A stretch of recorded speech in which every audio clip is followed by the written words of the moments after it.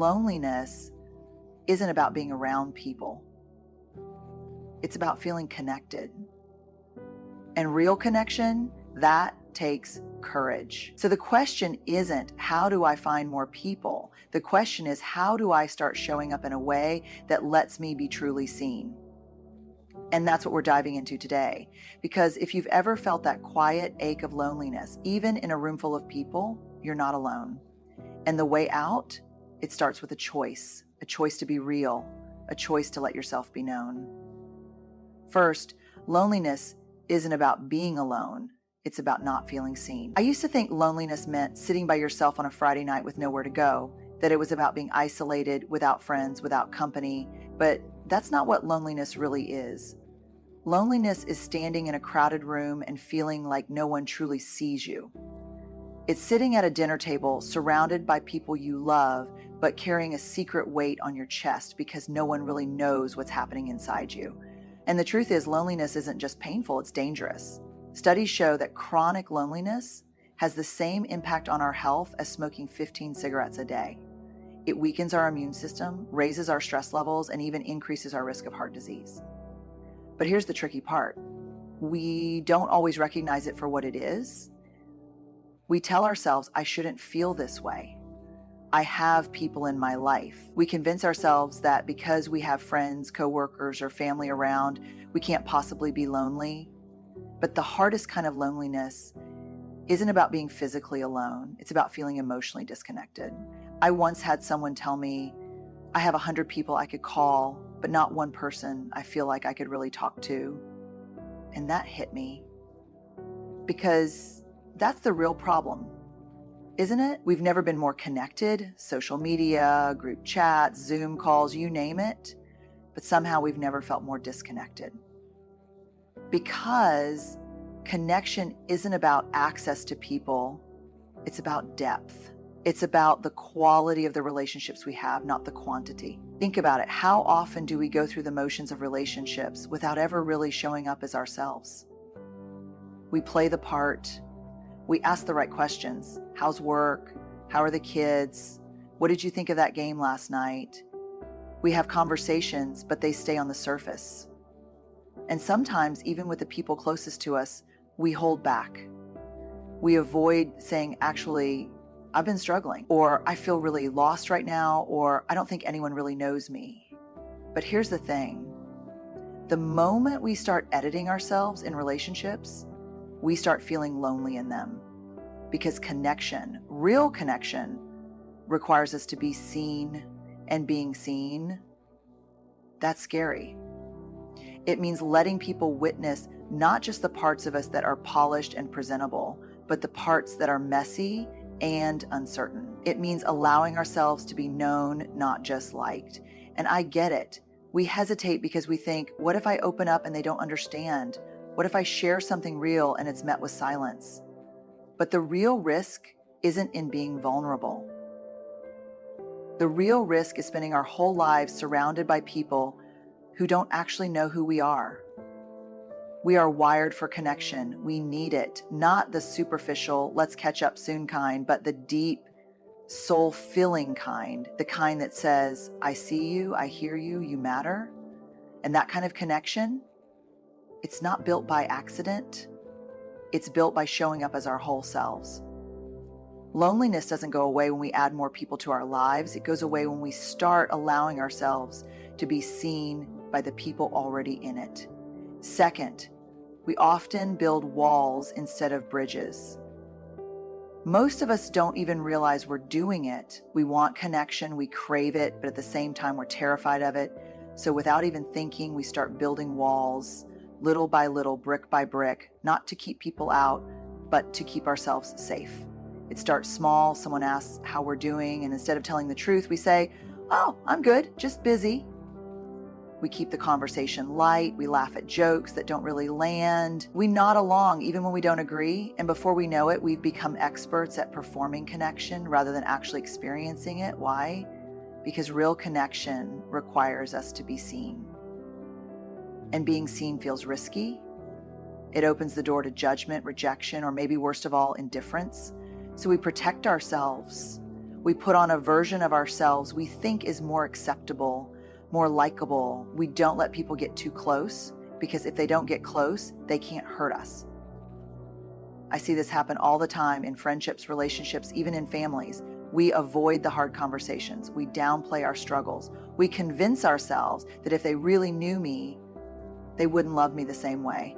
And so we keep our guard up, thinking we're avoiding pain, but really we're just deepening our own loneliness. The irony is that the very thing we do to protect ourselves is what keeps us disconnected.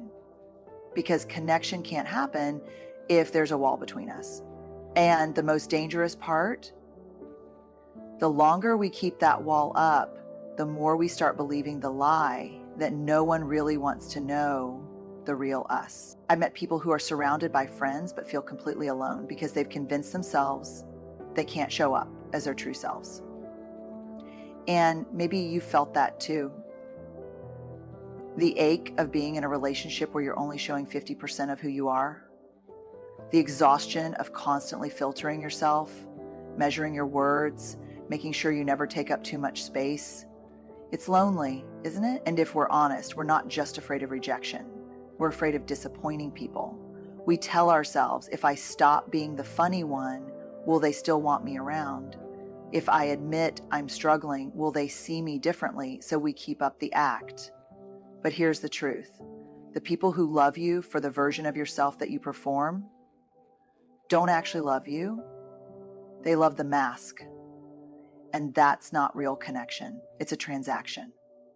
So what do? How do we start building bridges instead of walls? It starts with one small, terrifying, but essential step: honesty. Not just with others, but with ourselves. We have to ask, where am I holding back? Where am I choosing safety over connection? And then, little by little, we have to practice taking the armor off. It doesn't have to be big. It could be as simple as saying, actually, I've had a tough week. It could be letting a friend see the unpolished, unfiltered version of you. It could be sharing something real and resisting the urge to make a joke right after to soften it. Small acts of honesty over time create the kind of relationships where we don't just feel liked, we feel known. Because at the end of the day, connection isn't about finding people who never hurt us. It's about finding people who are worth taking the armor off for. Third, vulnerability is the key to meaningful connection. I know. Vulnerability is one of those words that makes us want to cross our arms and take a step back. It sounds risky, messy, uncomfortable, and it is. But it's also the thing that makes real connection possible. Because here's the truth. No one can truly love you, support you, or see you if you never let them in. We've been conditioned to believe that vulnerability is weakness, that showing emotion, admitting struggle, or saying I need help makes us less capable, less worthy, less strong. But let's flip that for a second. Think about a time when someone you respected, someone you admired, was truly vulnerable with you. Maybe they admitted they were scared. Maybe they opened up about a failure. Maybe they let you see a part of them that wasn't polished and perfect. Did you judge them? Or did you feel closer to them? Did it make you pull away or did it make you lean in? That's the paradox of vulnerability. We think it will push people away, but it's the very thing that draws them closer. Because when someone is honest about their struggles, we don't see them as weak, we see them as human. And it's in that humanness, that realness, where true connection happens. But here's where we get stuck. We want connection, but we don't want the discomfort that comes with it. We want people to see us, but only the parts we've carefully curated. We want deep relationships, but we hesitate to be the first one to go there. We tell ourselves, I'll open up when they do first. I'll be real if I know it's safe. But connection doesn't work like that. Someone has to go first. Someone has to take the risk. And if we're always waiting for the other person to be vulnerable first, we might end up waiting a lifetime. I was talking to a woman once who told me, I've been friends with this group for years, but I don't think they actually know me. And I asked her, well, have you ever let them? She paused, and then she said something that stuck with me. I guess I've been waiting for them to ask the right question. But that's what we do, right? We wait for someone to notice we're struggling. We wait for someone to ask how we're really doing. We wait for the perfect moment to be seen. But waiting doesn't create connection. Choosing to be seen does. I get why it's hard. Vulnerability is uncomfortable because it comes with no guarantees. It means putting yourself out there without knowing how you'll be received. It means saying, here I am, all of me, not just the parts that are easy to love. And that's terrifying. But you know what's even scarier? Living a life where no one really knows you because you were too afraid to let them. So what does this look like in real life? It doesn't mean spilling your deepest secrets to every person you meet. It doesn't mean being vulnerable with people who haven't earned that trust. What it does mean is practicing small moments of courage, saying, I don't have it all figured out, asking for help when you need it, admitting when you're hurting instead of pretending you're fine, allowing yourself to be known little by little instead of waiting for someone to pry the real you out. Because the thing about connection is, it doesn't happen in the moments when we have it all together. It happens in the moments when we're willing to be seen as we are, and that starts with vulnerability. Fourth, connection requires intentionality. We like to think that connection just happens, that if we meet the right people, if we're in the right spaces, if the chemistry is there, deep relationships will naturally form. But that's not how it works. Connection isn't something we stumble into, it's something we choose. And if we're not intentional about it, life has a way of pulling us apart, even from the people we love the most. I can't tell you how many times I've heard someone say, we used to be so close, but then life got busy, or I don't know what happened, we just drifted. And I get it, life is busy. We've got jobs, families, responsibilities, endless to-do lists. But the truth is, we don't just drift away from deep connection, we stop prioritizing it. And when we stop prioritizing it, we wake up one day and realize we're surrounded by people but feel completely disconnected. There's a study that tracked friendships over time, and one of the biggest reasons people lost touch wasn't conflict or distance, it was simply a lack of effort. Not because they didn't care, but because they assumed the relationship would maintain itself. But connection doesn't work that way. It's like a fire. It burns bright when we tend to it, but if we neglect it long enough, the flames fade. And the thing is, intentionality doesn't mean making some grand gesture. It's not about constantly being available or dropping everything for people 24/7. It's about small, consistent choices, checking in, reaching out, asking real questions instead of just, how's work and did you watch that show? It's making space for the conversations that matter, even when life feels overwhelming. I was talking to a guy once who said, I don't reach out because I don't want to bother people. And I stopped him right there. Because how many of us do that? We hesitate. We convince ourselves that people are too busy, that they'll reach out if they want to talk, that if they really cared, they'd make the first move. But that kind of thinking, it keeps us stuck because chances are they're thinking the exact same thing. And now, instead of two people who care about each other connecting, we've got two people waiting for the other to go first. The hardest truth about connection is that it requires effort. And I know that's not the most romantic thing to hear.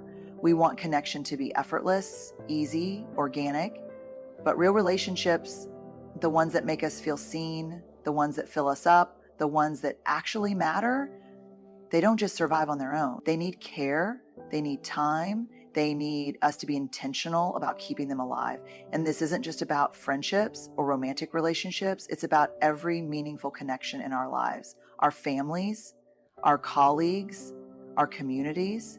If we want to feel truly connected, we have to make the choice to show up, even when it's inconvenient, even when we're tired, even when we feel like we don't have the right words, because connection isn't about luck. It's about choosing over and over again to put in the effort.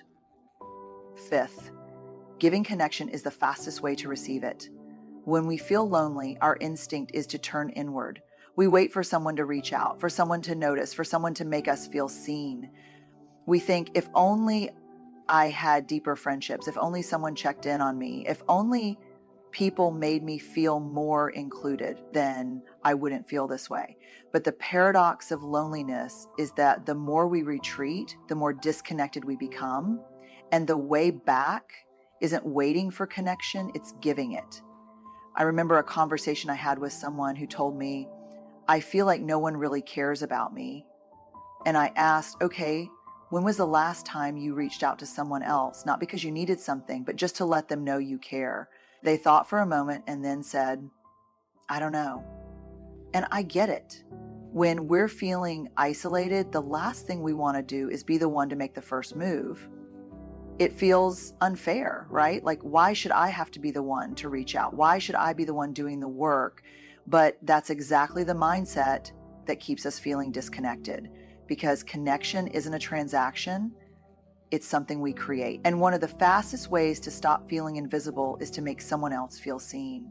I read a study once that found that doing small acts of kindness, sending a text to check in, leaving a thoughtful voicemail, genuinely asking someone how they're doing, actually reduces our own feelings of loneliness. And that makes sense, doesn't it? Because when we shift our focus from who's showing up for me to how can I show up for others, something shifts in us. Instead of feeling powerless in our loneliness, we take action. Instead of waiting, we step forward. And in doing that, we create the very connection we've been craving. Think about a time when someone reached out to you at just the right moment. Maybe they sent a message when you were struggling. Maybe they invited you to something when you were feeling left out. Maybe they simply asked, how are you really doing? And in that moment, you felt seen. You felt like you mattered. That's what we all want. And the beautiful thing is, we have the ability to offer that to others at any time. But here's the catch. When we're in our own pain, it's hard to think about anyone else. And that's okay. This isn't about ignoring our own needs or pretending we're fine when we're not. It's about recognizing that sometimes the very thing we need is the thing we need to give. If we want deeper conversations, we start asking deeper questions. If we want to feel included, we start inviting others in. If we want to be seen, we practice seeing the people around us. And the thing is, this doesn't have to be big.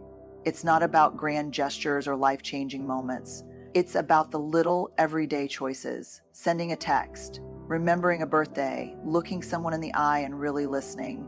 Because when we offer connection to others, we remind ourselves that we're part of something bigger. And that feeling, that's what pulls us out of loneliness. At the end of the day, the connection we seek isn't something we wait for. It's something we create.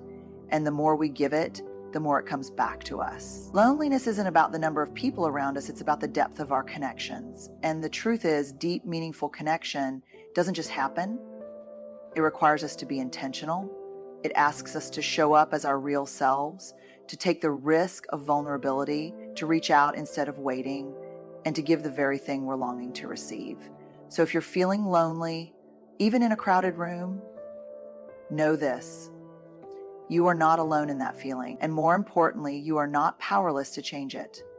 The walls we've built can be taken down, one honest conversation at a time. The bridges we need can be built one small moment of courage at a time. And the connection we crave, it starts with us.